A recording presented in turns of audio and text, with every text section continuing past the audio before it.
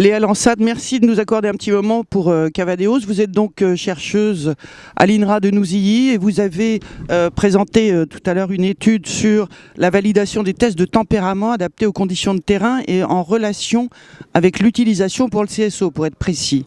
Donc, est-ce que vous pouvez nous résumer en quelques mots la méthodologie de votre étude? Merci. Le but de ces tests, c'était de créer de nouveaux ateliers de comportement à mettre en place lors des concours de modèles et allures pour caractériser de façon fine et surtout standardisée et objective le tempérament des chevaux.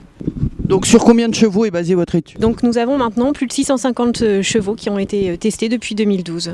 Alors bien sûr, c'est, je suppose, des mois et des mois de travail, mais quels sont les éléments essentiels que vous avez pu isoler? Donc la première chose, c'était de vérifier que ces tests soient fiables, c'est-à-dire qu'on ne mesure pas juste à un moment donné un état de l'animal, mais qu'on mesure vraiment bien son tempérament, sa personnalité propre. Donc là, on a fait un certain nombre d'études qui ont montré qu'effectivement, oui, les mesures que l'on a enregistrées lors des tests sont vraiment des mesures objectives et fiables du tempérament.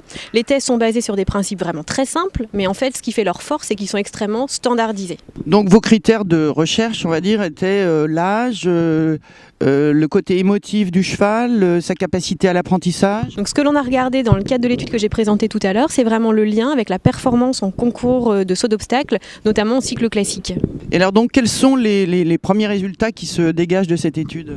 Alors ce que l'on a montré, c'est qu'en fait sur ces chevaux, on a fait un vrai suivi à long terme. On les a regardés pendant 6 mois à l'entraînement, lors des premiers concours de cycle classique. On les a repris 1 an après lorsqu'ils sortaient encore en compétition. Et ce que l'on a vu, c'est que les chevaux qu'on caractérise comme émotifs grâce à nos nouveaux tests simplifiés, eh bien ils sont moins faciles à utiliser, ça c'est clair. Mais par contre, c'était là la surprise, ils sont beaucoup plus performants au moins à 4 et 5 ans. En quoi ça vous a surpris? Parce que les professionnels qui pratiquent les chevaux tous les jours et qui montent en compétition le savent déjà, je dirais. Tout à fait. La surprise, elle vient du fait que nos tests, ils durent moins de 2-3 minutes. Et c'est à partir de ces tests qu'on peut inférer et deviner la performance des chevaux, prédire la performance des chevaux. Donc c'est en cela. Évidemment, on se met pas, l'éleveur connaît bien mieux son cheval et saura bien mieux que nous ce qu'il va donner. En tout cas, on le pense. Mais là, c'est qu'en quelques minutes, on arrive à prédire ça. Et dans un objectif de caractérisation et d'amélioration des races, c'est très important d'avoir ce genre de test. Votre étude s'arrête à un niveau de performance, donc jeunes chevaux. Pourquoi n'avez-vous pas poussé cette étude jusqu'aux chevaux de haut niveau qui sont quand même extrêmement caractéristiques? Tout à fait, ça pourrait être fait. On a une base de données de jeunes chevaux prometteurs qui ont été testés à 4 ans, au moment de leur approbation étalon. Donc on verra si à la demande des professionnels, on veut faire l'étude, on a les données. Alors, quelles sont les applications pratiques qui ressortent de ces études, justement? Quels sont les conseils que vous pouvez donner aux éleveurs, aux professionnels, aux cavaliers, aux entraîneurs? La première chose, c'est qu'il n'y a pas de bon ou de mauvais tempérament, puisqu'il y a tellement de cavaliers différents, tellement d'usages différents, même au sein du sport, que chaque cheval peut trouver son cavalier.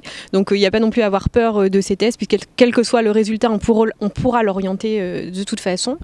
Et puis voilà, que ces tests vont permettre une caractérisation et si on le souhaite, une éventuelle amélioration des races grâce à une meilleure sélection. Donc est-ce que ça pourrait donner lieu à une sorte de labellisation des chevaux ?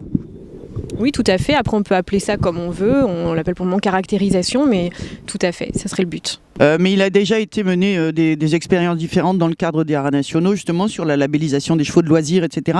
Est-ce que ça peut être en lien avec ce genre de démarche ? Je pense que là, on est vraiment dans une démarche de différencier les usages. Donc là, il faudrait faire un outil vraiment spécifique au sport. Est-ce qu'actuellement, vous avez déjà entamé une autre étude sur un sujet à peu près équivalent ?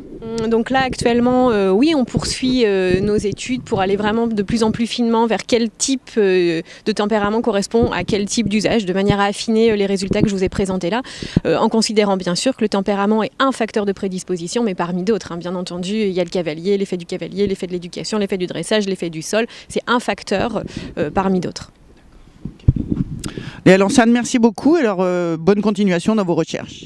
Merci beaucoup.